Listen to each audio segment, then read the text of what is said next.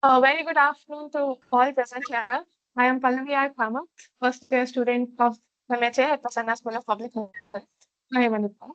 It is my honor to welcome all the participants who are going to benefit from the 16th International Health Literacy webinar organized by the Manipal Health Literacy Unit, also known as the MHLU, for healthcare providers, researchers, policymakers, industry, academia, and the public.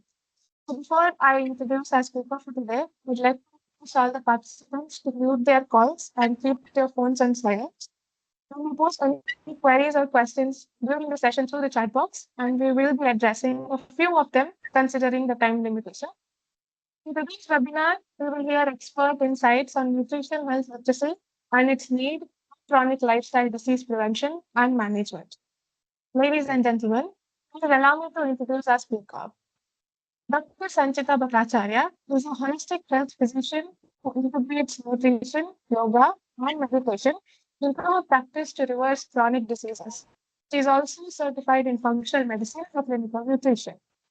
Armed with MBBS from Netaji Subhash Chandra Bose Medical College and specialized training from Modern Nutrition with Apollo Hospitals and Harvard T.H. Chan School of Public Health, she is a certified health and life coach. Dr. Bhattacharya is a sought-after speaker recognized for her expertise in lifestyle management and nutrition, with engagement as estimated institutes and events worldwide. Her best-selling book, Holistic Health Over Medicine, underscores her commitment to holistic well-being. Her patients attest to her exceptional skill in guiding them towards optimal health, emphasizing the transformative power of nutrition, exercise, mindfulness over conventional medications. Please join me in welcoming Dr. Bhattacharya. Over to you, ma'am. Thank you very much for that introduction. It's a pleasure to be speaking to all of you today on this platform on a very important topic and a topic that I hold very close to my heart, that is nutrition and its need for prevention and management of chronic diseases and the importance of nutrition literacy today. So let me just share my screen and then we get started. Yes.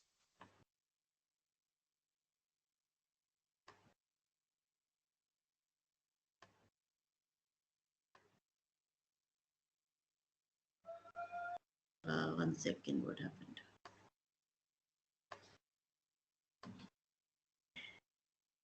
Window, entire screen. Yeah. It is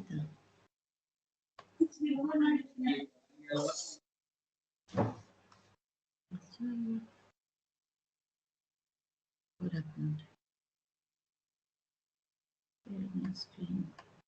Right. Stop sharing and 1 second. Let's try again.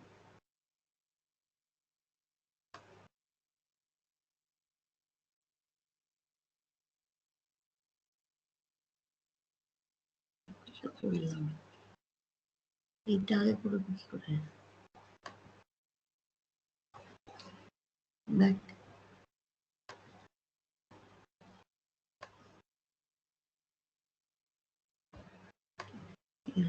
Window.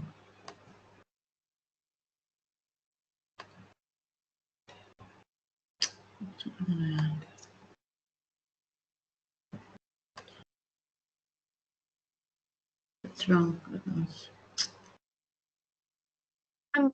Should I share your presentation? Can you see Okay, the yes. screen? Yes, yes. Okay. Yes, we can see your presentation now. Okay. Yeah. Okay. So let's start with the first slide. Let's understand the WHO definition of health literacy. Health literacy means being able to access, understand, appraise, and use information and services in ways that promote and maintain good health and well-being. Health literacy means more than being able to just access websites, read pamphlets, and follow prescribed health-seeking behaviors. It's more about understanding and actually implementing that understanding to our daily life. Nutrition literacy specifically is the ability to understand and use nutritional information for better health. So what is the significance of nutrition health literacy? Why is it so important? Well, there are quite a few reasons why it is of significance. The first is that it will empower an individual to understand in depth the relationship between nutrition and health outcome. And that will help people make the right choices of foods that will promote his health and well-being. The second reason is disease prevention, chronic disease prevention, especially today. There's a huge rise in chronic lifestyle diseases, and nutrition knowledge will help to reduce the risk of chronic diseases such as diabetes, heart disease, hypertension, etc. Also, it will help to detect early poor dietary habits, especially if parents are not full of nutrition, the right nutrition. They'll be able to identify poor dietary habits in their children, which can prevent the onset of lifestyle diseases. Further, economic benefits.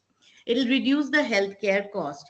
In a study done by the Public Health Foundation of India, it was found that more than 54 million Indians fell below the poverty line in a single year through funding their own healthcare. So this is really shocking. And another 38 million fell below the poverty line by just spending on medicines for lifestyle diseases, as these treatments have to be lifelong. So, understanding nutrition and applying it to prevent and manage our diseases would reduce healthcare costs significantly, as well as improve the productivity by reducing absenteeism due to illness. The social impact is there. The community health educated individuals will be able to influence their communities positively, leading to a broader public health benefits. And like I mentioned, parents with good nutrition literacy can still instill healthy eating habits in their children, benefiting the future generations. So not only will they be making a difference in this generation, as traditions are carried on from generation to generation, the children in the next generation will also benefit. So the need for nutrition literacy is especially more important so that the eating becomes sustainable. We have to understand that eating right is important, not eating less, not only for our own health, but also for the planet. Also, the need is because there's a rising tide of chronic lifestyle diseases in India and the world. According to the currently available research today, the top causes of illness, disability, and death in India include hypertension, cardiovascular diseases, cancer, diabetes, lung disease, chronic renal disease, trauma, stroke, and chronic obstructive and mental disorders. So, and the amazing thing is actually many of these diseases can be prevented or even helped to get into remission through changes in nutrition. Let's look at a few world statistics. According to WHO, the world's biggest killer is ischemic heart disease, responsible for 13% of the world's total deaths. And 7 of the 10 leading causes of deaths in 2021 were non-communicable diseases. So today is the era of non-communicable diseases, by which we mean high blood pressure, heart disease, diabetes, etc., which accounts for about 38% of all deaths or 68% of the top 10 causes. So diabetes was among the top 10 causes of death, following a significant percentage increase of 95%. That's really a huge number since 2000.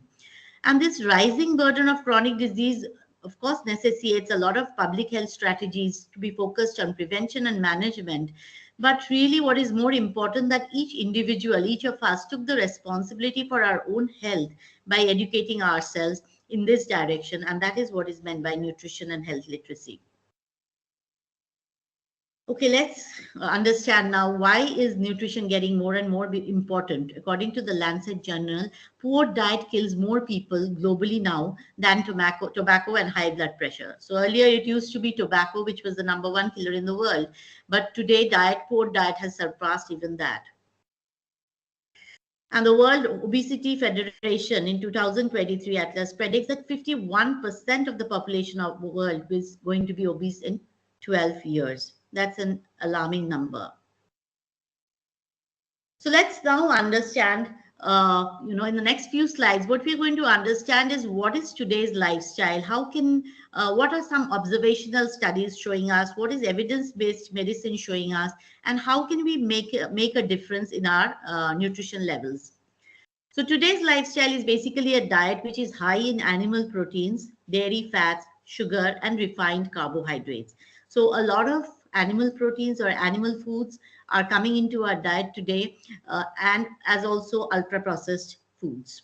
A sedentary lifestyle, we are no longer moving as much as we used to a few decades back because of the convenience that is in our lifestyle today. Also, there's a lot of emotional stress, especially after the COVID-19. A lot of stress related diseases have come up. There's been widespread breakdown of social networks and community, with more nuclear families coming in, with longer working hours, the need to climb up the success ladders. So that is leading to a widespread breakdown of social networks and community, as also are smoking, alcohol, and drugs. Here are some observational studies. There are some places in the world which are known as the blue zones, which is Okinawa in Japan, Sardinia in Italy, Loma Linda, California, Icaria in Greece, and Nicoya, Costa Rica. These are the 5 blue zones in the world where people live not only the longest, but they're very healthy till the day they die. They're also very physically active till their last day. So how is that happening? It's been found that the lifestyle practices in these blue zones are a little different from the rest of the world. These people are very family oriented. They hardly smoke. They're socially very engaged. So, very community wise, they're very involved. Physically, they're very active throughout the day. They don't have, they're more or less living a very traditional lifestyle. So, the new conveniences are not available to such a large extent in these areas. And predominantly, they are on a plant based diet. So, as far as food is concerned, a large part of their diet comprises of plant fruits. Let's look at what evidence has to say. Even evidence seems to point us towards a plant-based diet. There are 96,000, this is an Adventist health study, and I'm looking at this study particularly because this is a very large study which is still ongoing, and there has been thousands of research till then. But let's look at this particular study where there have been 96,000 participants from North America that began in 2002, and it's still ongoing. And here they have compared the health conscious meat eaters to health conscious lacto-ovo vegetarians, by which we mean people who are eating also, they're eating not meat, but eggs and dairy, and also the vegan people who are also very health conscious. So 3 groups of people have been compared in these studies, and it was found that the cardiovascular death rates was 23% lower among lacto-ovo vegetarian men compared to the meat eaters, and 42% lower among vegan men compared to the meat eaters. So there's almost a double lowering among vegan men. However, no significant difference was seen in women in this particular study. The risk of hypertension was 55% lower among the lacto-ovo vegetarian, while a whopping 75% lower among vegans. Let's look at some other factors. Risk of developing diabetes, 38% lower among lacto-ovo vegetarians and 62% lower among vegans. And we know diabetes is a disease that is really growing at a very fast pace all across the world. Cancer rates were 8% lower among lacto-ovo vegetarians, while 16% lower among vegans. Vegans are people who, of course, who are just into plant-based eating. They don't touch any animal foods. Kidney diseases, vegetarians and vegans combined had 52% less kidney diseases. So these numbers seem to be very significant, and again seems to point towards the importance of including a lot of plants in our diet. This was a study, an ecological study in India, where it compared the shift in dietary patterns in India from 1990 to 2019. And it was found that industrially processed foods and animal calorie shares increased from 3.6% to 11.6% and 15.1% to 24.3% respectively, while micronutrient intakes improved in 2019. But in the same time, it was seen that the prevalence of overweight, obesity, type 2 diabetes, and cardiovascular disease mortality increased during the same period. So there was a lot of consumption of ultra-processed foods as well as an increase in the animal foods. So this study focuses on the increased intake of animal and processed foods and its correlation with chronic diseases, suggesting a return to plant-based diets for better health outcomes. So from these studies, let's understand what really causes ill health and chronic diseases. The first is, of course, processed and ultra-processed foods, which are easily available today at the touch of a button. These ultra-processed foods are filled with trans fatty acids. They have excess sugars and refined carbohydrates in them. They have excess salt, also a lot of additives, preservatives, and chemical components. Because these processed foods are made in such a way that we get addicted to them, and these companies have exactly understanding the combination of the sugars, fats, and salts, which make it very addictive in nature.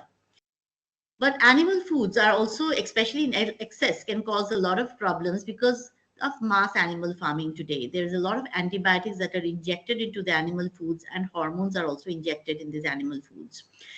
Animal foods also have a lot of saturated fats in them, and these saturated fats result in inflammation in the body.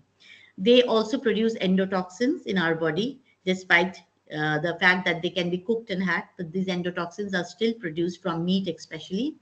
Products of high temperature cooking, animal foods are often used by grilling them or overcooking them. So that leads to carcinogenic production of carcinogenic substances in the food. Also, animal foods lack fibers and protective phytonutrients and antioxidants, so which are actually protective for our health. And smoking and alcohol are other reasons what that causes ill health and chronic diseases. Many of us are concerned about protein intake and why animal foods. Many people believe that animal foods are required to ensure that we get adequate protein intake. It's true that protein intake has to be optimal in midlife for healthy aging, but results from a prospective nurses' health study cohort showed that higher intake of proteins in older adults, though associated with better health outcomes, actually it's even better if you can replace your animal protein or dairy protein with plant protein that was associated with a 38% and 26% greater chance of healthy aging respectively. And what we understand by healthy aging is basically being free from 11 major chronic conditions, which also include the diseases that are prevalent today. That means diabetes, cancers, heart disease, heart failure, kidney failure, COPD, and even Parkinson's disease. So it's not only important to continue with a good protein consumption in our midlife and beyond, but what is more important is we look at the quality of the protein, and the plant proteins are very protective for our health. So what does a plant predominant diet really do? Basically, plant foods are anti-inflammatory in nature. And in all these chronic diseases that we keep on mentioning, is the underlying mechanism is inflammation, a chronic inflammation that happens in our body, which we cannot see. And the anti-inflammatory nature of plant foods helps to curb this inflammation. Plant foods are also naturally low in fats, and they have more of the good fats in them, which is the omega-3 fats, which are healthy for our heart health, our brain health, our cell membranes, our cellular functions. Also, plant foods are full of vitamins, minerals, and antioxidants. Antioxidants helps to curb the free radical damage or the antioxidative or the oxidative stress that happens because of numerous factors, the pollutants in the atmosphere, the pollutants in our food. Antioxidants helps to calm that down.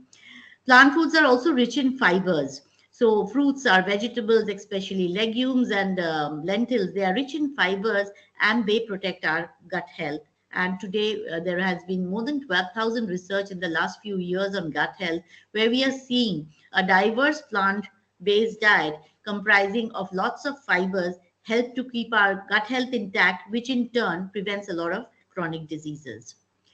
Plant foods also have all the necessary macronutrients. They have carbohydrates, proteins, and fats. And plant foods also provide prebiotics for the gut to form the probiotics and the postbiotics. We hear a lot about probiotics, the importance of probiotics in our diet, and which we think can be got only from yogurt or fermented foods. But actually, even natural plant foods have prebiotics in them. And if you're consuming a good amount of plant foods like fruits and vegetables and legumes, you get your prebiotics for the gut, which forms the probiotics naturally in our body, and the postbiotics, which are actually called short chain fatty acids, which go a long way in preventing chronic diseases. So the benefits of a fiber and an antioxidant-rich plant-based diet is that it will boost your immune health, it will reduce inflammation, it maintains a healthy weight because plant foods being richer in fibers have a lot of volume, but they are nutrient dense. So you feel fuller. The satiety level is better with plant foods because of the fiber content in them.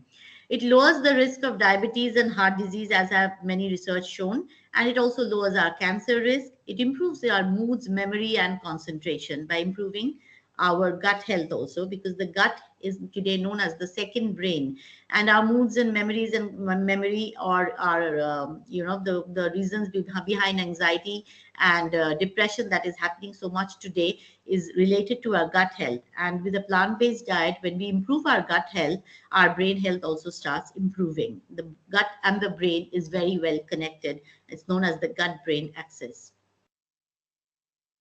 So the foods that we need to thrive on is include a lot of variety of fruits in your diet, a lot of vegetables, colored vegetables, green vegetables in your diet, whole grains. Whole grains means not the refined flour, not white rice, but whole grains implies your red rice or brown rice or whole wheat or millets, quinoa, rolled oats or steel cut oats. These are grains in their whole form where the fibers have not been removed, and they're very beneficial for our health. They help to bring down inflammation in the body also.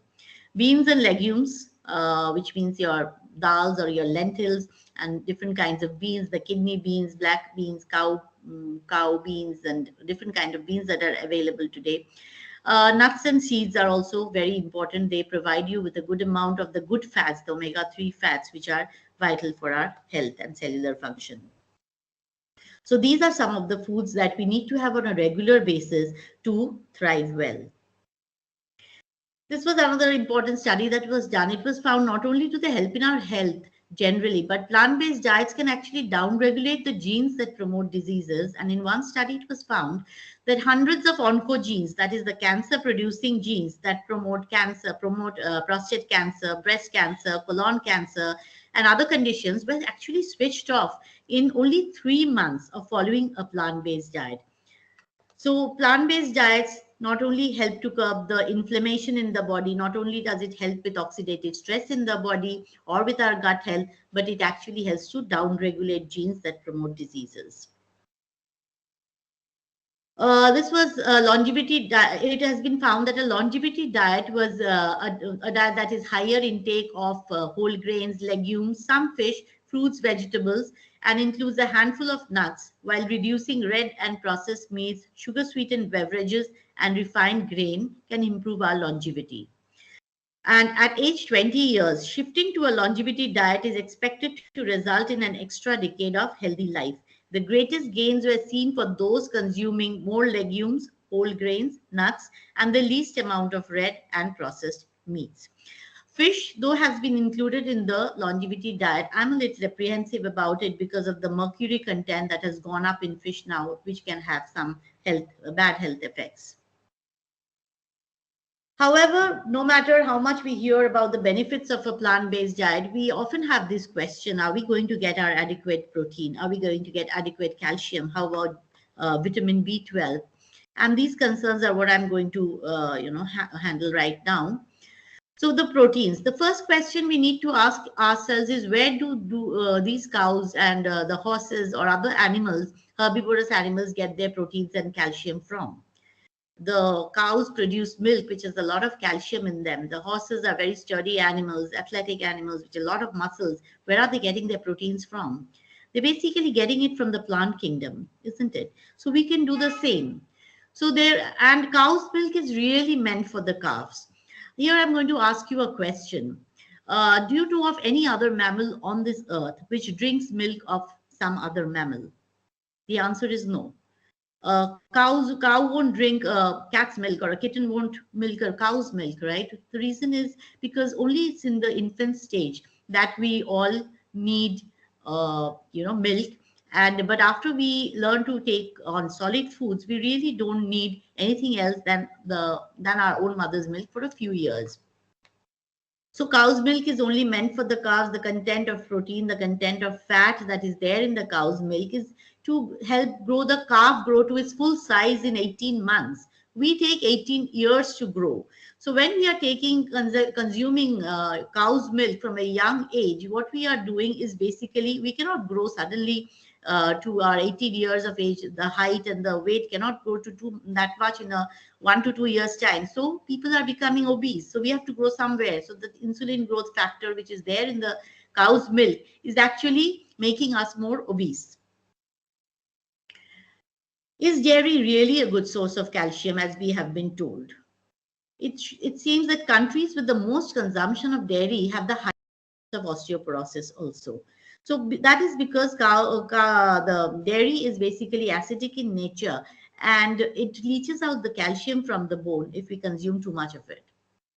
So what are the problems with dairy? Also, it's full of saturated fats, and saturated fats make us make our body more inflammatory, full of hormones today, especially because these cows are pumped with a lot of hormones, and they also have a lot of stress hormones like we do. They also have stress hormones, and they can come inside our body and they can cause havoc in our hormonal balance.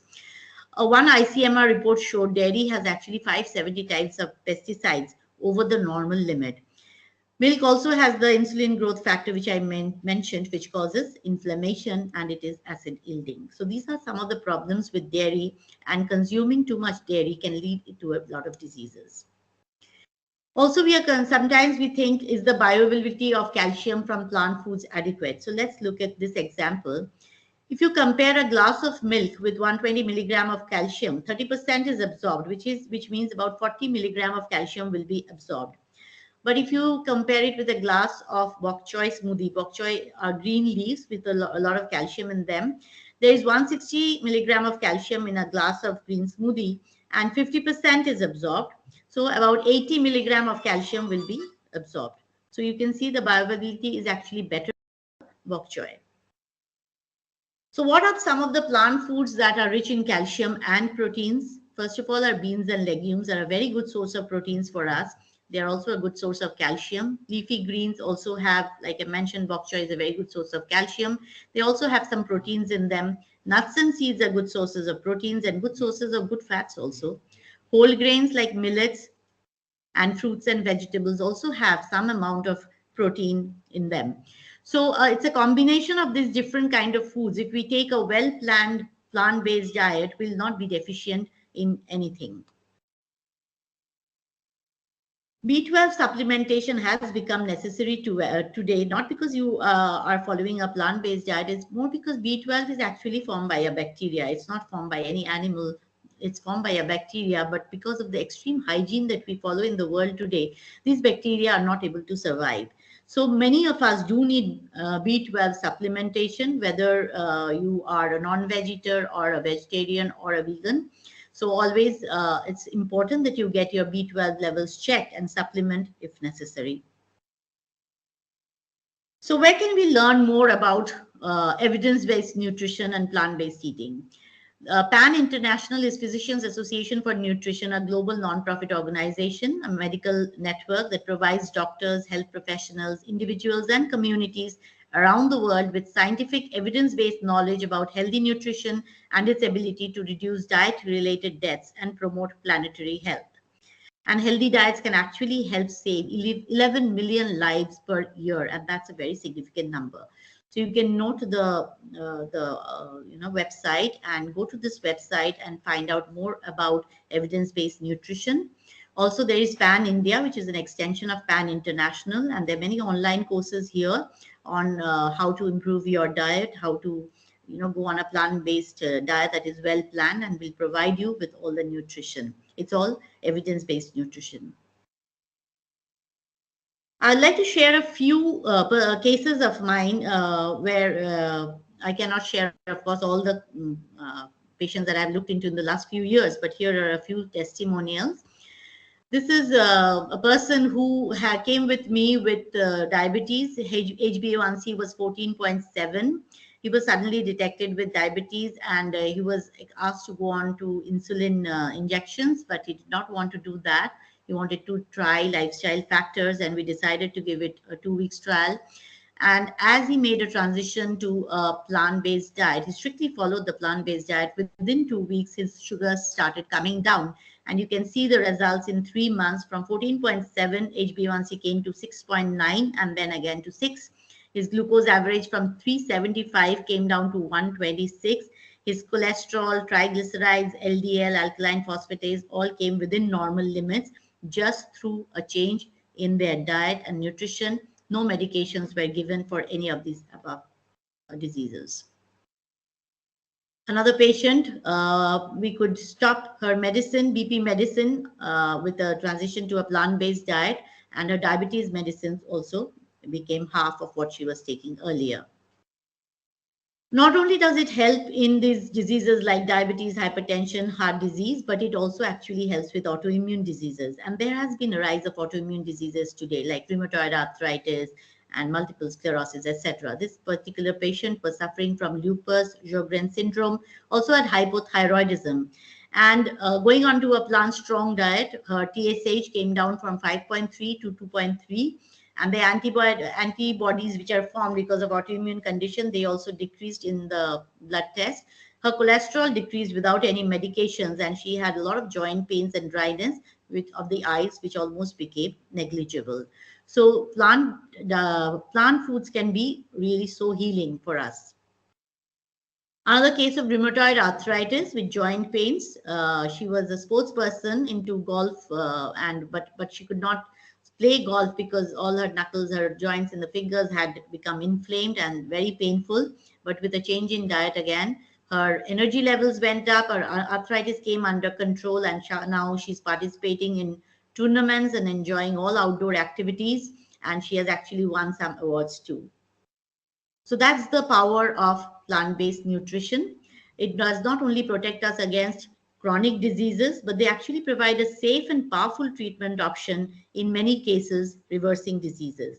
So just imagine all those numbers that we looked into, where the diseases are rising, where people are coming below the poverty line because they're not able to afford medicines any longer, can actually see significant changes or even a reversal or a remission of their diseases by changing their nutrition.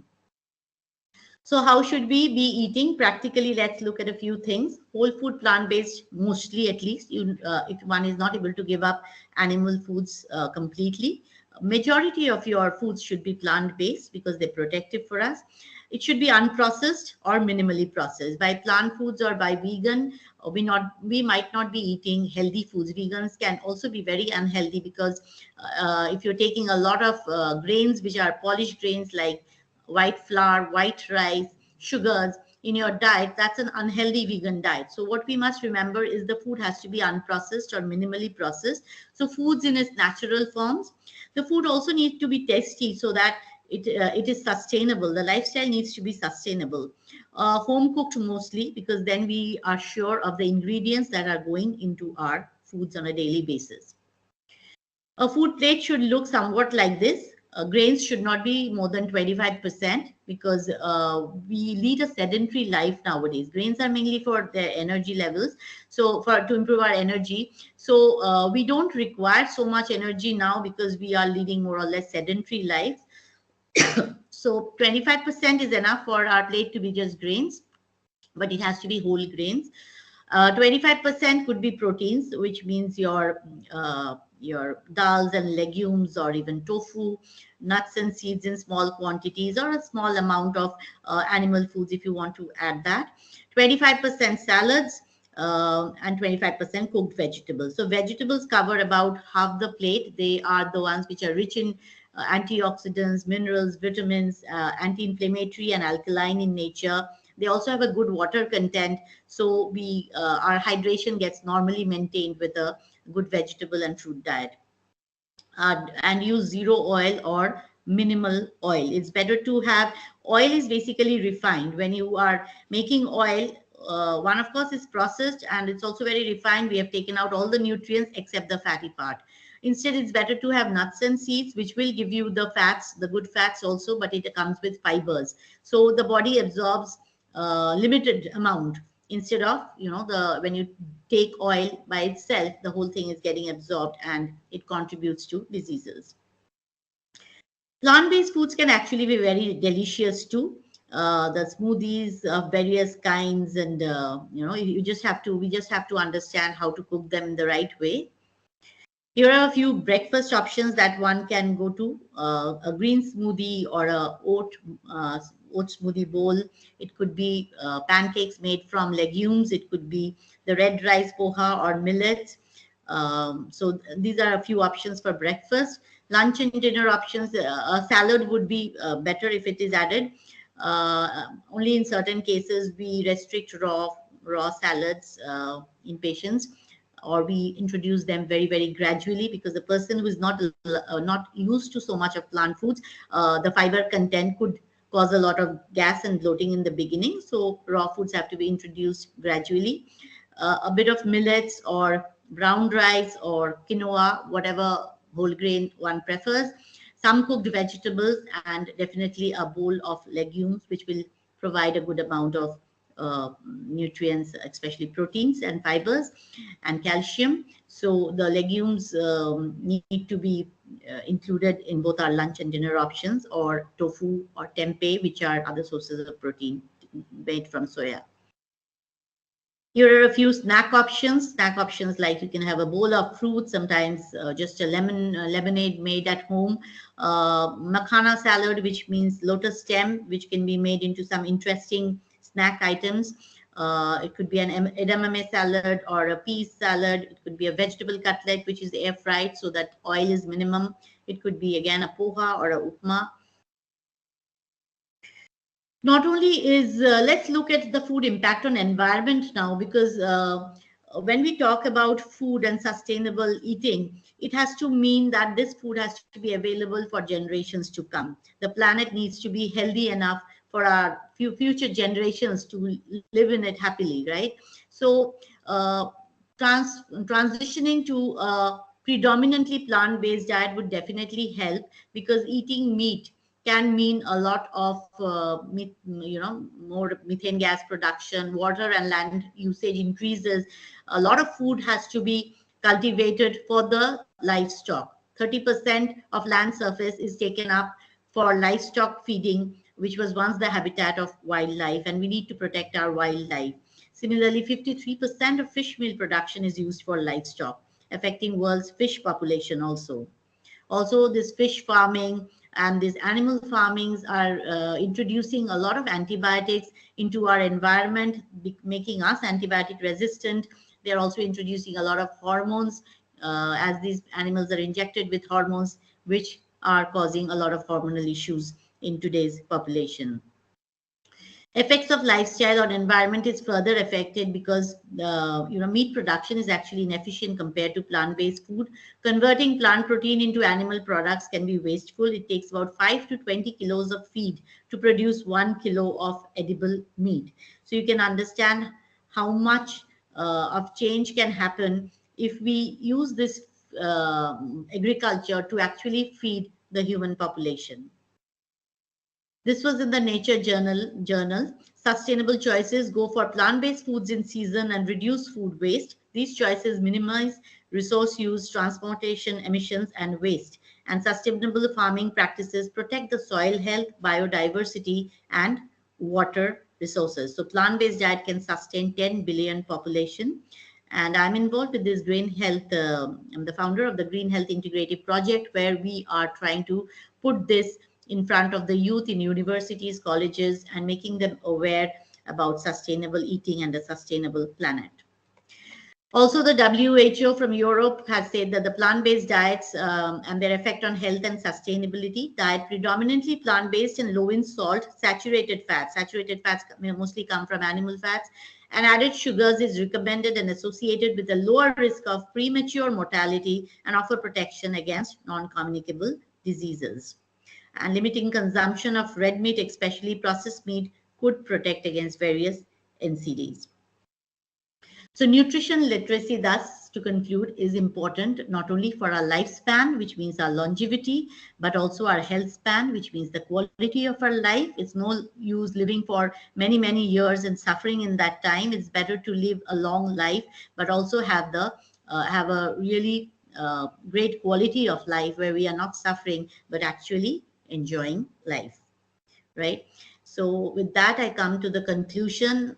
What I have spoken about today is more or less, I have put that in my book called Holistic Health Over Medicine, which is available on Amazon. The Kindle version is available. The latest edition is available with me. So if anybody has any queries regarding this, they can email me or contact me, and also go through my website for more information on the work that we do. I'm also associated with Sharan, an organization which has been working on disease reversal for the last 15 years or more, for reversing all the lifestyle diseases. And of course, I'm associated as an ambassador to PAN, which is the Physicians Association for India.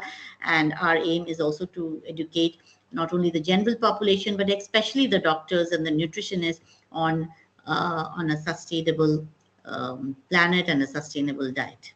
So thank you. With that, I'll stop this sharing and open up to questions. Thank you so much, ma'am, for sharing your valuable insights on the topic. Now, I would like to invite today's panel discussion moderator, Ms. Pallavi Mahesh Shettigar, a seasoned professional in dietetics and nutrition with over a decade of experience. She is currently the coordinator and assistant professor selection grade at the Department of Dietetics and Applied Nutrition, Workshop MAHE Manipal. She is also pursuing a PhD at MAHE and holds an MPhil and MSc in Food Service Management and Dietetics from reputed institutions. She is recognized as an Innovation Ambassador by MOE and AICTE and Diet Canada chapter.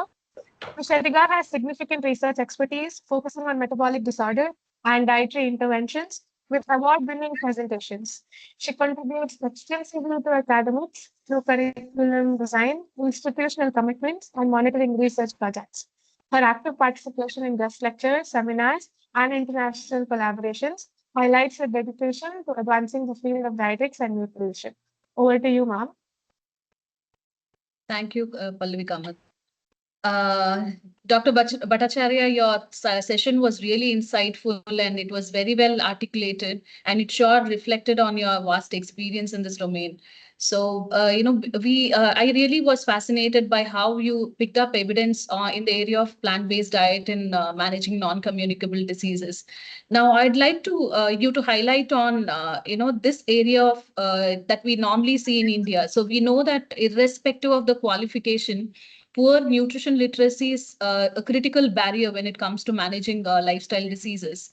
So based on your experience, what are the biggest challenges in improving nutrition health literacy in the country, as diverse as India, where you see diverse populations, people following different languages, different cultural practices, and plus the recent social media, misinformation that is floating. So can you just address a few challenges that you have, come across?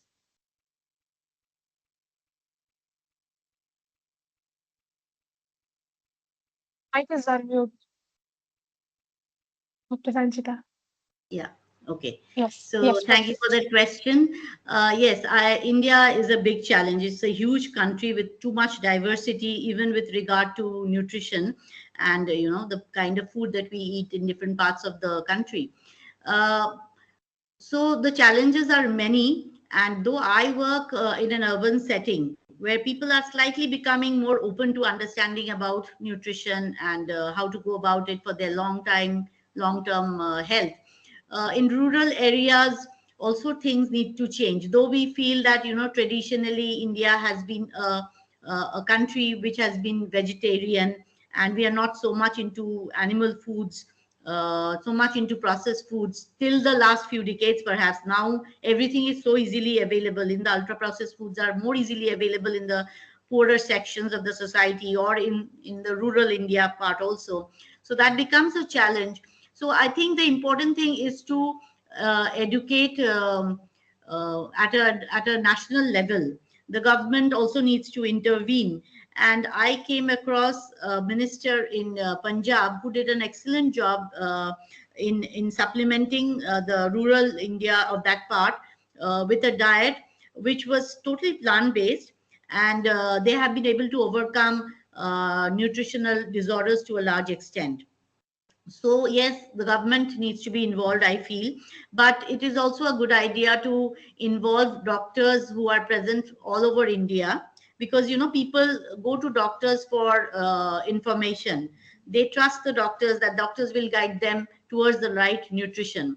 But unfortunately, in our college days, MBBS days, we are not really focusing on nutrition, learning about nutrition.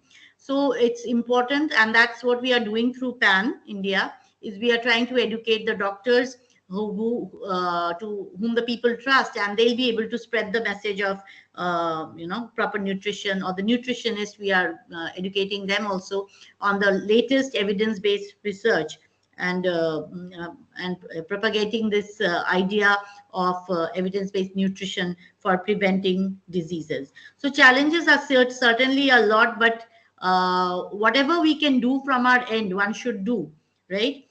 Instead of looking at the impossible challenge of actually educating whole of India at one go. And misinformation by influencers is there always.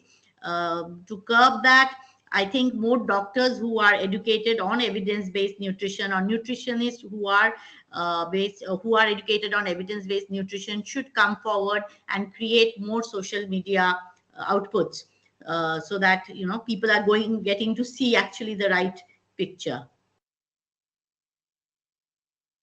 Right. Thank you so much for that insight, madam. Over to, I think there are some questions. Okay. First one. I think Mr. Sharad has a question. Sharad. Yes. Namaste. Sharad, can Am I audible? Yeah, this is Yes, Sharad. yes, we can hear you. Ma'am, the questions I had is when we spoke about accessibility, I mean, bok choy had higher amounts of calcium when compared to milk. But I think accessibility of bok choy will be a question again. So in such cases, do we have any other alternatives to go for? Yeah, of course. Like I mentioned, bok choy was, of course, one example. But like I mentioned, if you take a very well-planned plant-based diet, which includes a lot of legumes, leafy greens, nuts, and seeds, you will get your requirement of protein and calcium for the day. Initially, it has to be well planned, because we are so used to getting our proteins and calcium from animal products that we really and have forgotten to incorporate a lot of leafy greens or legumes into our diet adequately. So initially some planning is required, but once you get used to it, you don't even have to count how much proteins you are getting or not getting. And also when you so basically legumes, nuts and seeds, green leafy vegetables, leafy greens are good sources of calcium and protein, and one can get it from that very easily. Yes, thank you, ma'am. One more question. I mean, I have a lot of questions. Do we have time restrictions on this? Please let me know. You can ask. It's fine. You can go ahead. Yeah. So one question is, when we looked at the patient case studies, there was one patient whose HbA1c was around 14, and then it came down to 9 and so on.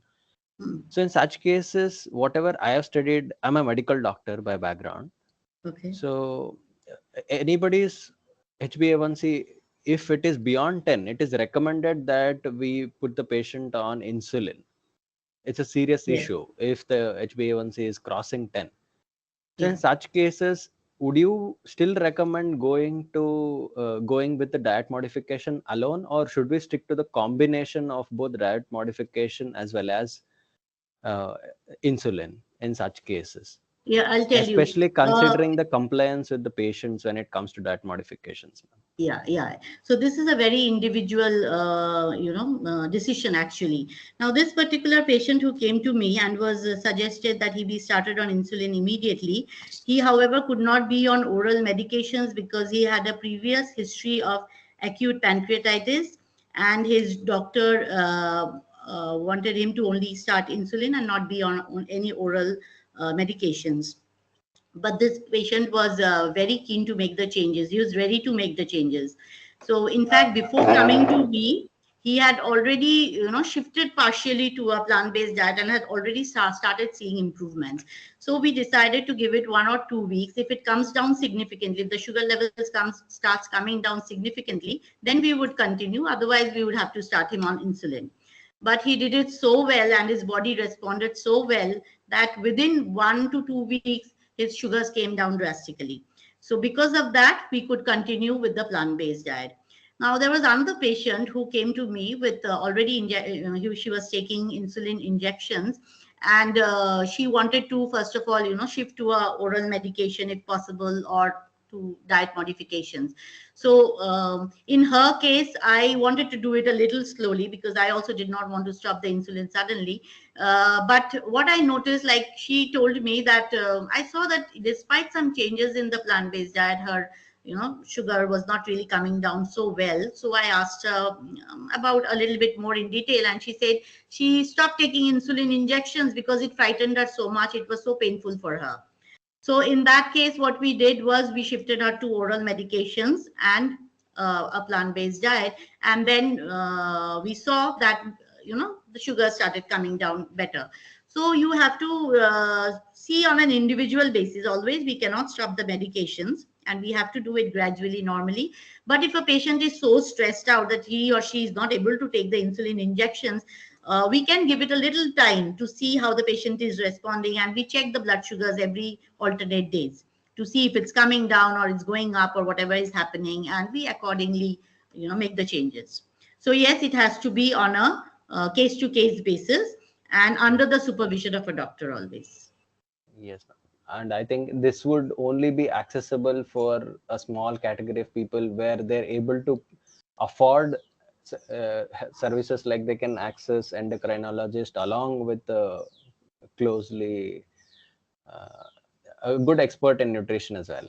Yeah. So that's why the need for spreading the message of prevention. First of all, prevention would go a long way. Or even people who are in the pre-diabetic stage, if they make the shift to a predominant plant-based diet, they'll definitely benefit, and they can be preventing themselves from going on to medications.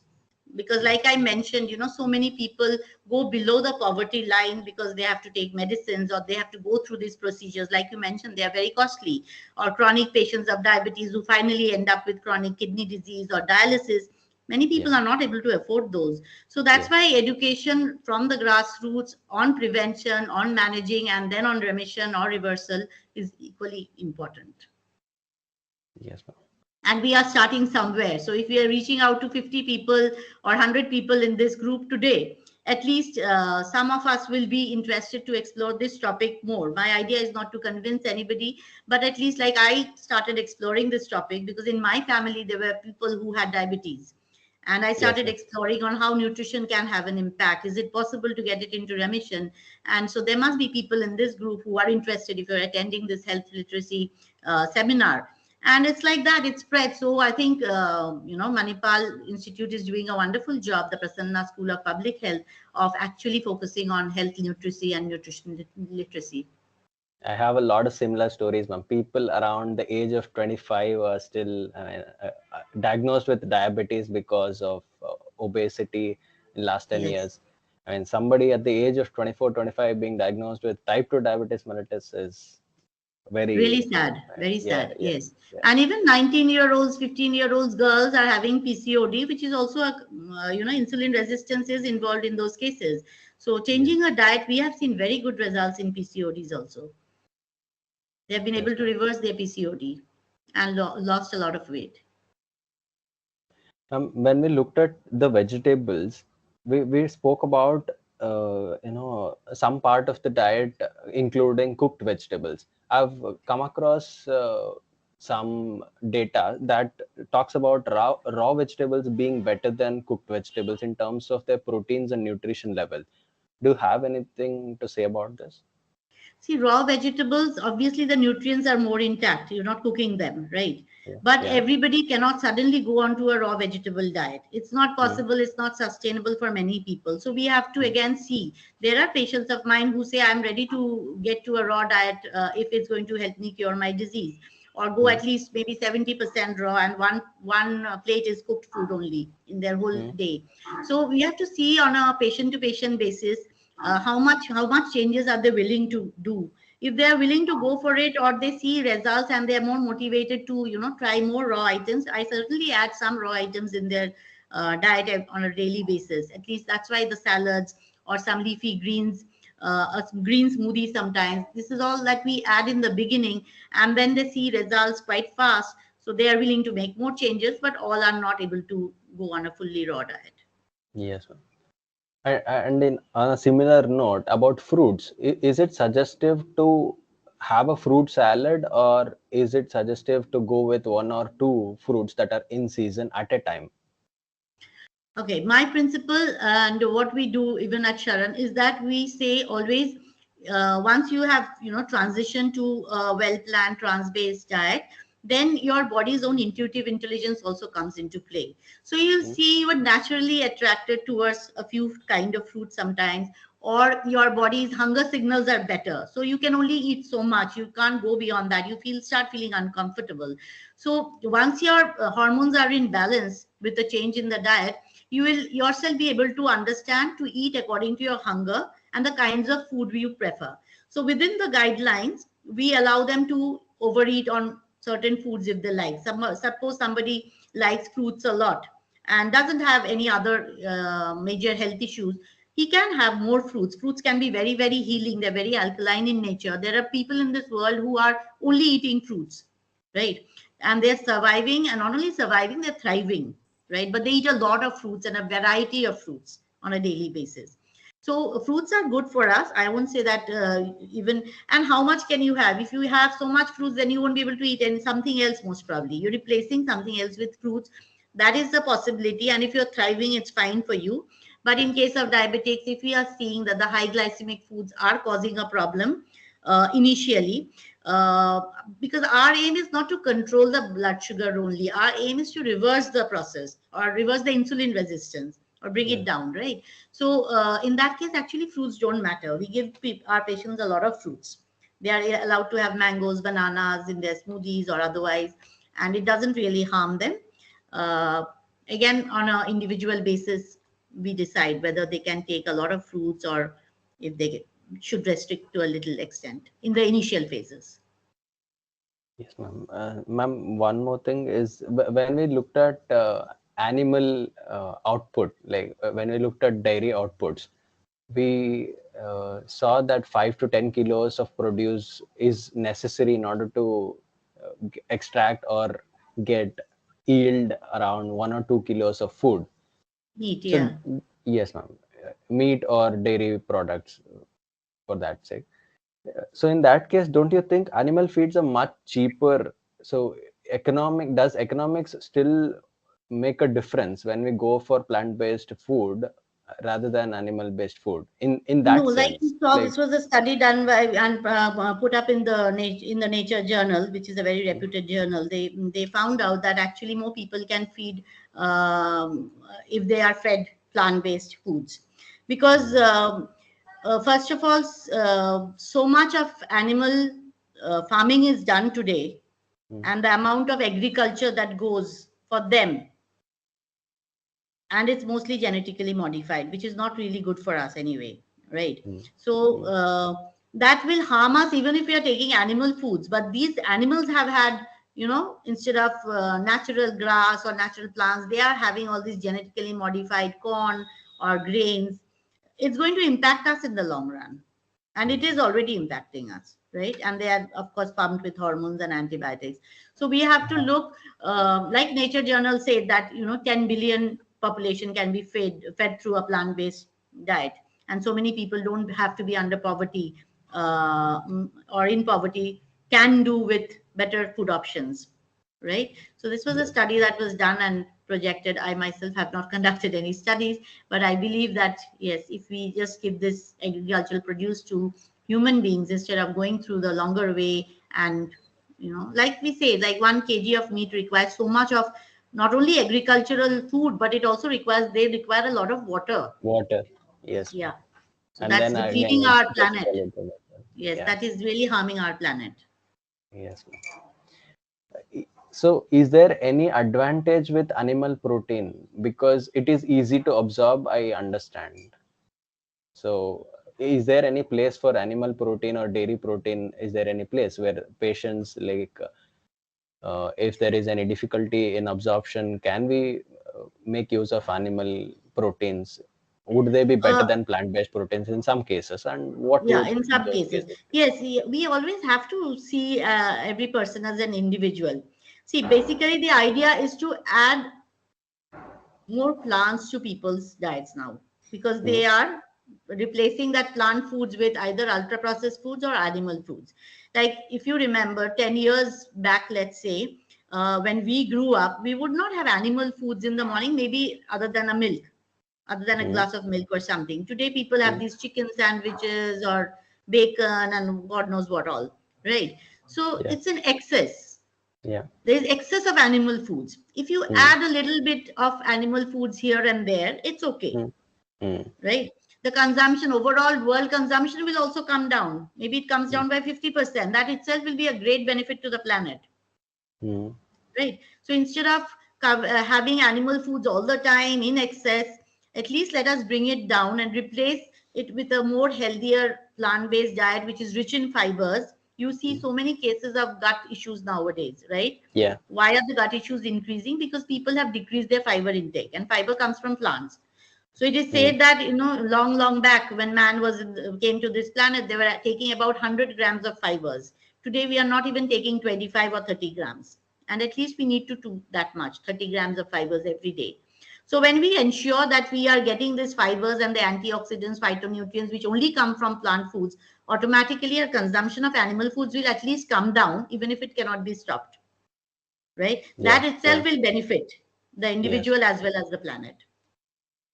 So small, Um, what we do, what we have seen is that in the initial phases of disease remission or reversal, mm, an total anti-inflammatory diet is very beneficial, where we eliminate gluten and dairy also because they are inflammatory in nature, right? And of course, meat, other products. But over a certain time, if somebody is not able to go off animal foods completely or gets a certain craving for a certain kind of food, some people like fish or some people like chicken, and they want to introduce a little bit into their diet on an occasional basis, maybe once a week or twice a week, that will not harm them really once they have, and that mm, also depends from person to person. In autoimmune cases, even if you introduce a little bit of dairy, we have seen the symptoms come back.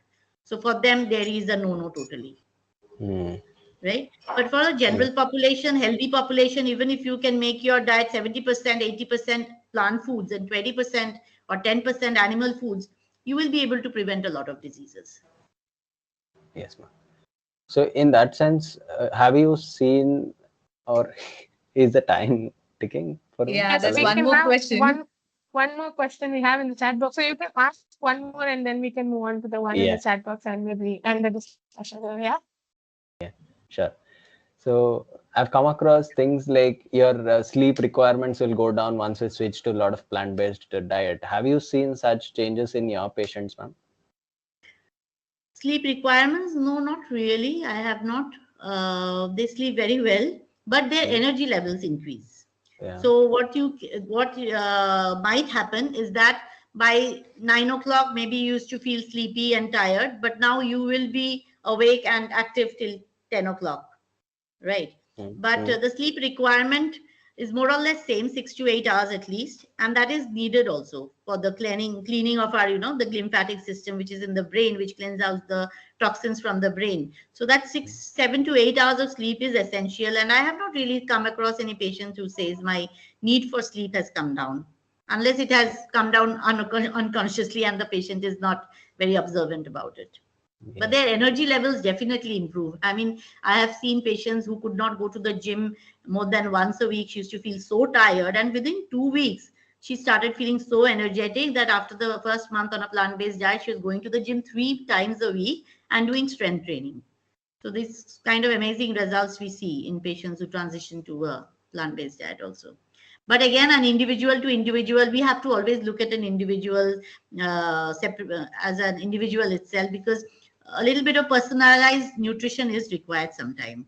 So I cannot say that every 100% of the people should live on a plant-based diet. Some people might require a little bit of, animal foods, whether it's their craving or whether it's their need or something, and they can have a little bit, but not too much. Yes. Thank you so much, ma'am. Okay, there's one question in the chat box. I'll read it out. It's from Jay Bharati. It says, what strategies would you recommend for overcoming cultural resistance to plant-based diet, especially in communities where meat and dairy are staples? So this is something that we normally face as a general problem when it comes to counseling. So what is your take on this, ma'am? Okay. So what I do with my patients, and I'm a Bengali, by the way, so we used to have a lot of non-veg in our lives, 2 times a day at least. But yeah, there were disease issues, health issues in the family, which made us, take a chance, go to a plant-based diet. We saw the results and we understood the benefits. But yes, there are some patients who are, recently I had a patient from Punjab who says, how can we leave dairy? Dairy is so important for us. And he had a lot of health issues. So basically I tell them, let's do it for 3 weeks and let your body, the inflammation come down, and then we'll introduce one by one gradually. Right. So that's what we have been doing. Now it's 2 months. The patient is so happy because most of his symptoms are gone, that they're not talking about dairy anymore. They do ask questions like, when can we start? And I don't say, no, you will not be able to start, but let's reverse the whole problem first of all. And then we do allow sometimes, if there was a young girl who loved paneer and she had PCOD. We stopped her paneer for some time and she reversed her PCOD. She lost around 11 kgs. And then we allowed her to have it once or twice a week, a smaller amount, 50 grams in a week or 50 to 100 grams in a week, not more than that. And they like the benefit so much that they're willing to make the changes. So on a general basis, what we can do, I believe, is ask people to go on a predominantly plant-based diet. They don't have to give up their milk, cheese, etc. But as they incorporate more and more plant foods into their diet and they see the benefits, they themselves starts understanding that I really do not need, or their craving for the non-veg will go away also. Milk has a protein which makes it very addictive. So once we stop milk for a few weeks, that addiction goes away. So out of pleasure, sometimes a person might eat, that's okay, doesn't matter. Unless a person is suffering so much or has such a serious disease that we have to tell them specifically, do not touch milk or do not touch gluten. So in those cases, other than those cases, the general population, if they're on a predominantly plant-based diet, like those people in the blue zones, it's not that they don't take any animal foods, but if they're on a predominantly plant-based diet and they have benefited so much, they lived here till 100 years and without disease. I think moderation is the key ultimately. Moderation, but no, I would say, you can't say moderation. We can't say 50%, 50%. We'll have to say 80 to 90% plant-based and 5 to 10% animal foods. Okay.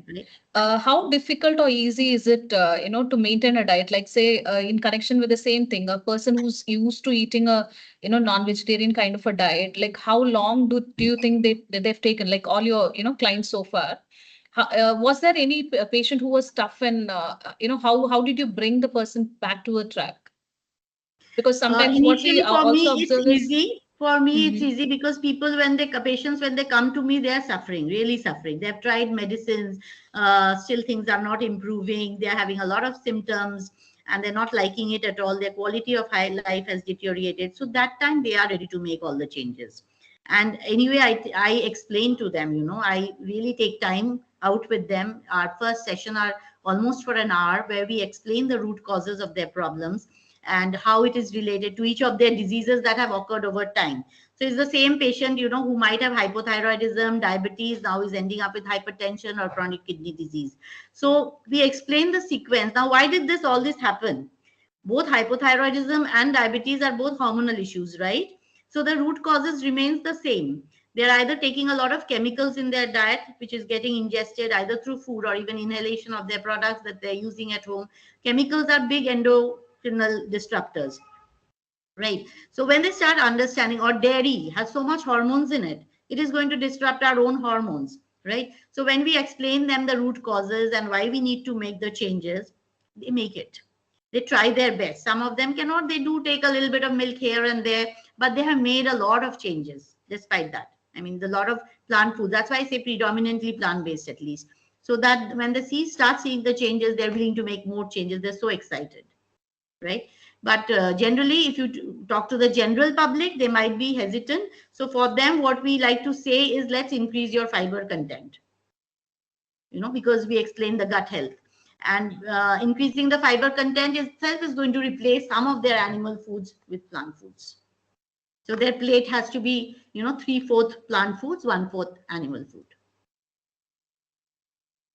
Thank you, Dr. Bhattacharya, for the really detailed explanation. And it reflected, the kind of questions that was coming from Sharad. I think it inspired the audience greatly on this line, and I think they'll make more actionable change to promote healthy eating overall. Thank you so much. Over to the MC. Thank you. Yes. Thank you very much. Thank you. Yes, thank you so much for moderating the session, and thank you, ma'am, for answering the questions from our end. So this concludes the panel discussion and brings us to the end of today's session. It's been such an honor to be a part of such a fantastic event organized by MHLU, and I want to extend my heartfelt gratitude to the speakers, to the moderators, and all the participants who have joined us with here today. Ultimately, I would like to extend our heartfelt thanks to Dr. Cherian Vargas, who is the director of Prasanna School of Public Health, and MAHE Press and Media Administration, and for all the support that we have received today. If I've not mentioned any names, but I would actually like to thank each and everyone who has made this very successful session. And I hope that we do have some take-home message and take some actionable, some actions to, come up with some sustainable healthy diet. So thank you so much. I also want to thank Dr. Sherian and Dr. Usha for giving me this opportunity to put forth my knowledge, my expertise in this panel. And also thank you, Pallavi, for your moderation. And thank you, another Pallavi, I believe, for introducing me and everything. It's been a wonderful session. Thank you for your questions, Dr. Sharath, and the other person who asked me a question on the chat box.